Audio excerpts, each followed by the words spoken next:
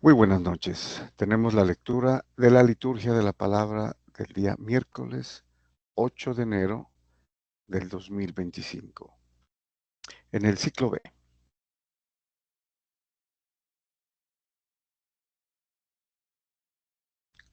compartimos la pantalla del misal popular. Ya tenemos. Bueno, vamos a la primera lectura y continuamos con la primera carta del apóstol San Juan, ¿no? Que había comenzado esta eh, bellísima sección sobre el amor, ¿no? El amor divino, que es el ágape, y que continúa desarrollando. Bueno, veamos. ¿Qué nos dice el apóstol San Juan? Queridos hermanos, si Dios nos amó de esta manera, también nosotros debemos amarnos unos a otros. ¿Cómo nos amó? Sería la pregunta, ¿no? Si Dios nos amó de esta manera.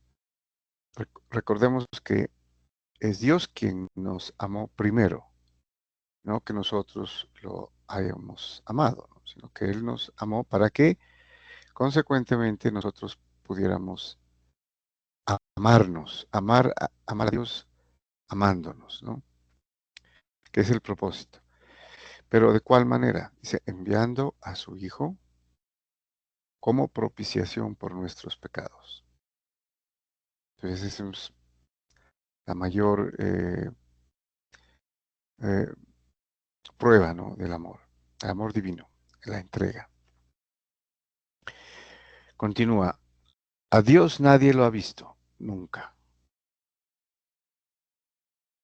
Si nos amamos unos a otros, Dios permanece en nosotros y su amor ha llegado en nosotros a su plenitud.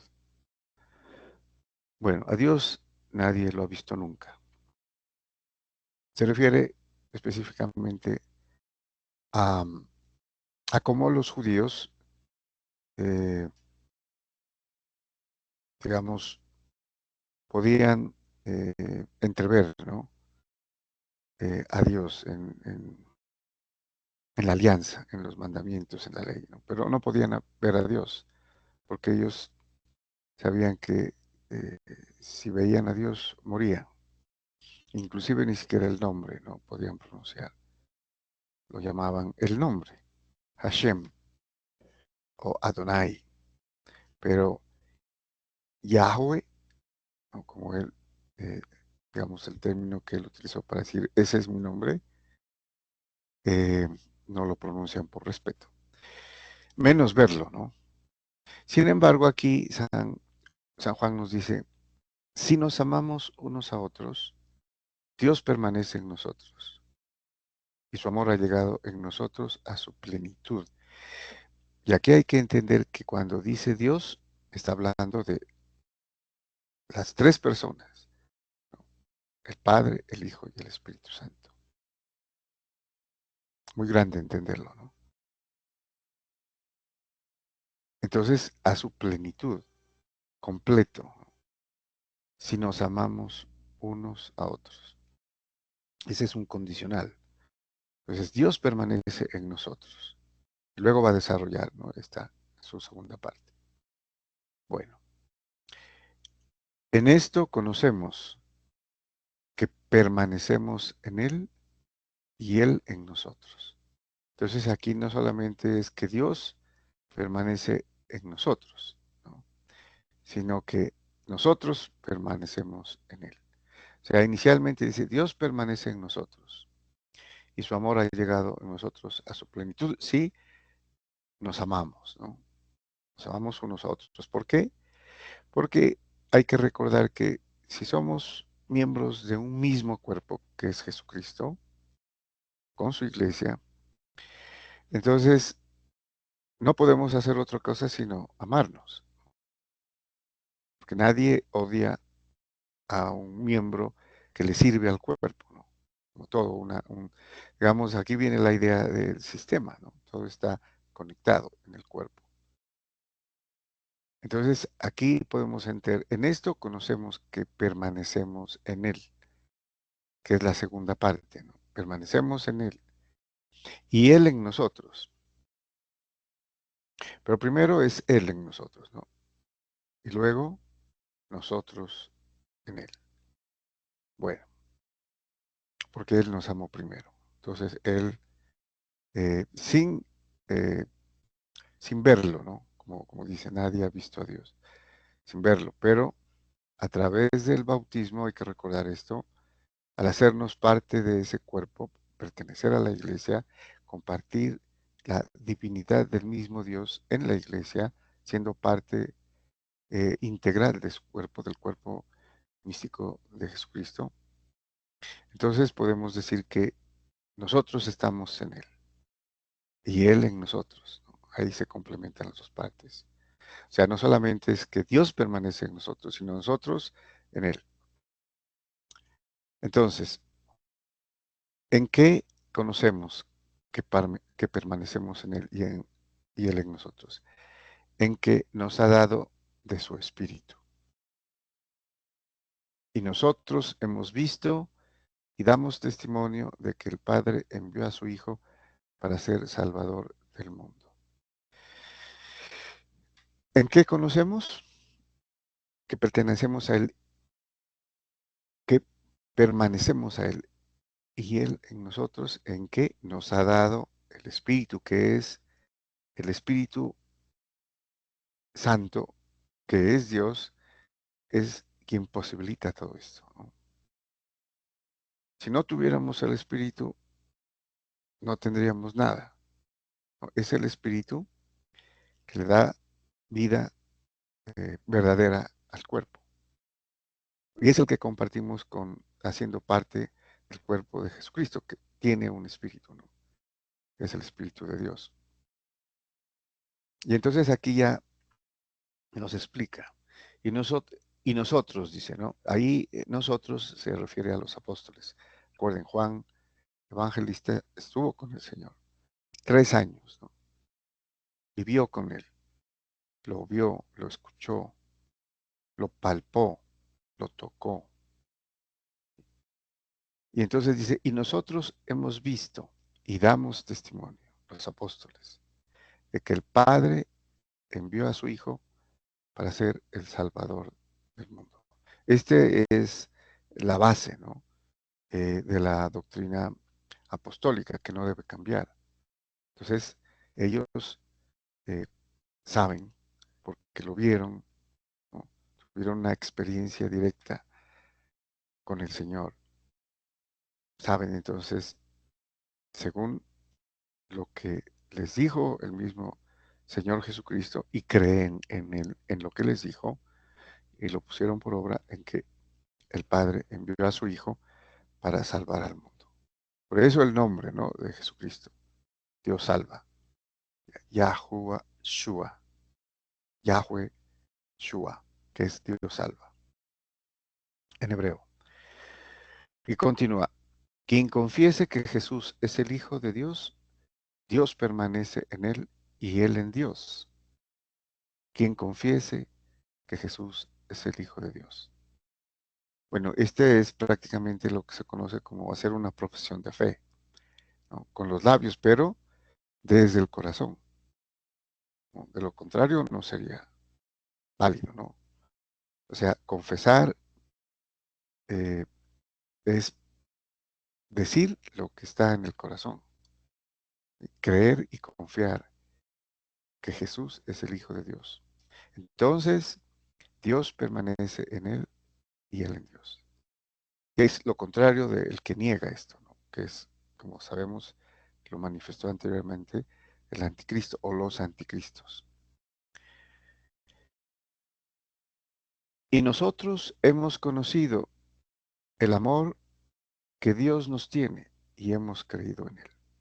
Aquí hace entonces con San Juan, con los demás apóstoles, ¿no? Y nosotros hemos conocido el amor que Dios nos tiene y hemos creído en él.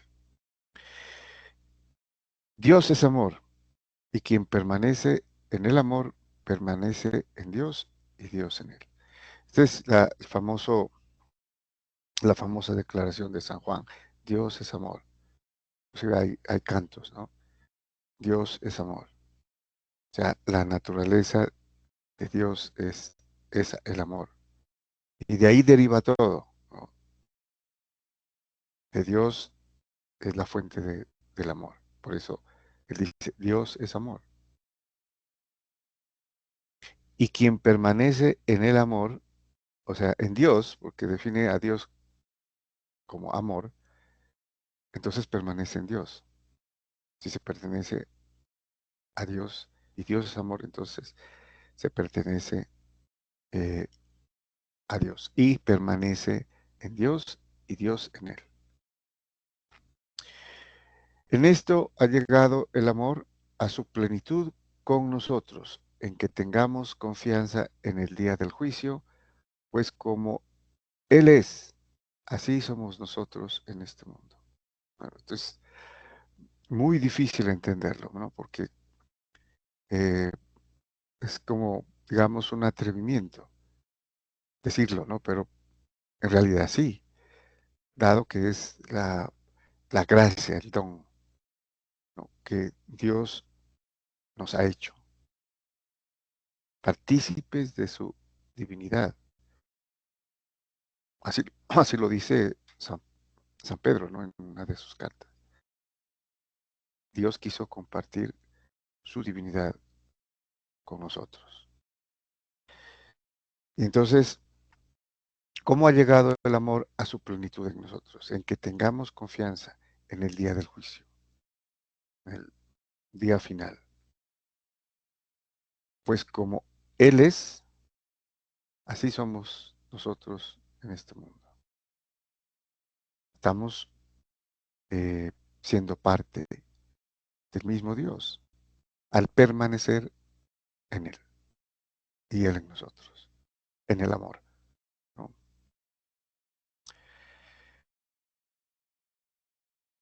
No hay temor en el amor, sino el amor perfecto expulsa el temor, porque el temor tiene que ver con el castigo. Quien teme no ha llegado a la plenitud en el amor.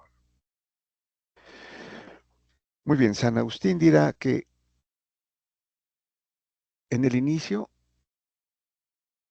hay amor, o sea, perdón, hay temor, ¿no? Y se podría empezar con el temor al castigo eterno, ¿no? ¿Y quién no? Pero tiene que llegar a la plenitud, al hecho, al convencimiento, ¿no? A la confianza, con el amor. En el amor no existe el temor. Pero obviamente que en nuestra naturaleza empezamos temiendo. Y posiblemente sea lo más natural eh, creer o tener fe inicialmente por miedo al castigo, ¿no? Pero se llegará a la plenitud en tanto se permanezca en el amor. Entonces, el amor perfecto expulsa al temor. Es tanto que los primeros cristianos, especialmente los mártires, los apóstoles, por ejemplo, y todos los que han eh, preferido la muerte antes que negar a Jesucristo, ¿no? Lo hacían con amor y no temían de ninguna manera perder su vida material, ¿no? Física, porque sabían la verdadera vida que vivirían, ¿no? Entonces aquí también es un ejemplo que nos han dejado los mártires, ¿no? Con su sangre, como Jesucristo. Muy bien, vamos al Salmo responsorial. Tenemos el Salmo 71 nuevamente, eh, cuyo responso es, se postrarán ante ti, Señor, todos los pueblos de la tierra. Decíamos que es un salmo de alabanza, de cántico y de plegaria, ¿no? A Dios, que se hacía al entronizar cada rey, los reyes de Israel, ¿no? Que pedían a Dios que el rey sea de esta manera, bueno, justo, eh, ecuánime, un rey sabio. Y entonces empieza el salmista diciendo, Dios mío, confía tu juicio al rey. O sea, le pide al mismo Dios que confíe el juicio de Dios a él, al rey, que mejor. Tu justicia al Hijo de Reyes, para que rija a tu pueblo con justicia, a tus humildes con rectitud. Que esa es la justicia, ¿no? La definición de justicia, de las muchas que hay, ¿no? Es actuar con rectitud, no sesgarse, ¿no? Bueno, los reyes de Tarsis y de las islas le paguen tributo. Los reyes de Saba y de Arabia le ofrezcan sus dones. Póstrense ante él todos los reyes y sírvanle todos los pueblos. Entonces decíamos también que aquí es una evidencia de la profecía mesiánica, la era mesiánica, ¿no? Incluso eh, decíamos que también puede ser escatológica, ¿no? Al reino definitivo, futuro, espiritual. Entonces todos los reyes, dice, ¿no? Que paguen tributo, póstrense ante él todos los reyes. En esto incluiría a todos los gobernantes, ¿no? Todos los pueblos. Que el rey, pues, obviamente, representa a todos los súbditos. Y sírvanle todos los pueblos. Ese sería el reinado definitivo de Jesucristo, ¿no? En el reino de Dios, el reino de los cielos. Él librará al pobre que clamaba, al afligido que no tenía protector. Él se apiadará del pobre y del indigente y salvará la vida de los pobres. Que es lo que vendrá a decir Jesucristo, ¿no? Cuando dice, el Espíritu de Dios está sobre mí, citando al profeta Isaías, ¿no? Y que cura a los enfermos, que, que protege a los huérfanos, a las viudas, a los pobres, a los desposeídos. Bueno, y aquí también recordamos las bienaventuranzas. Y aquí ahí los pobres son el centro. Son los que creen, porque no tienen nada. Los ricos tienen las riquezas, ¿no? La alabanza de la gente, el poder, ¿no? La influencia. Los pobres tienen a Dios. Bueno, y terminamos con el Evangelio. Tenemos aquí el Evangelio según San Marcos, capítulo 6, versículos del 45 al 52. Bueno, nos dice San Marcos, después de haberse saciado los 5,000 hombres, Jesús enseguida apremió a los discípulos a que subieran a la barca y se le adelantaran hacia la orilla de Betsaida, mientras él despedía a la gente. Bueno, el capítulo 6 de San Marcos es también como en San Mateo y en San Juan capítulo 6 es el mismo relato, ¿no? Sin embargo, vemos un poco más adelante que San Marcos lo resume, ¿no? Y San Juan lo va a hacer muy, muy sucinto, mucho más que San Marcos, a diferencia de San Mateo, que eh, lo hace en forma muy detallada, ¿no? Cosas que aquí no, no cuenta San Marcos. Bueno, y después de despedirse de ellos, se retiró al monte a orar, que esto era consuetudinario, ¿no? Jesucristo buscaba sitios apartados, alejados, para orar. Llegada la noche, la barca estaba en mitad del mar y Jesús solo en tierra. Viéndolos fatigados de remar porque tenían viento contrario, a eso de la cuarta vigilia de la madrugada, fue hacia ellos andando sobre el mar e hizo ademán de pasar de largo. Ellos viéndolo andar sobre el mar pensaron que era un fantasma y dieron un grito, porque todos lo vieron y se asustaron. Pero él habló enseguida con ellos y les dijo, ánimo, soy yo, no tengan miedo. Entró en la barca con ellos y amainó el viento. Ellos estaban en el colmo del estupor porque no habían comprendido lo de los panes, porque tenían la mente embotada. Bueno, entonces vemos que hay unas diferencias, ¿no? Con el relato de San Mateo y el relato de San Juan. Sin embargo, lo importante es el hecho de que él ve las dificultades que tienen, ¿no?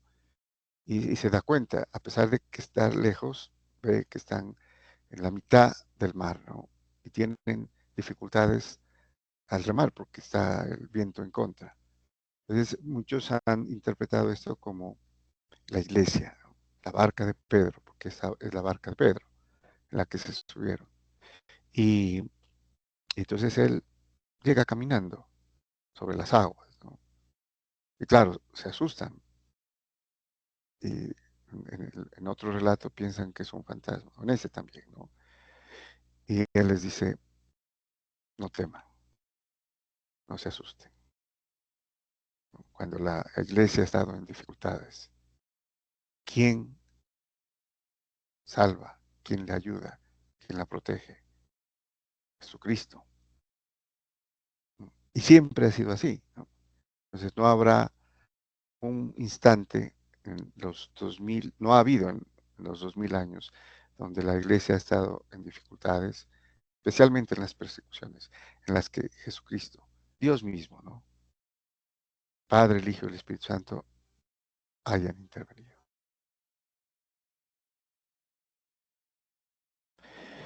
Muy bien, muchas gracias y bendiciones.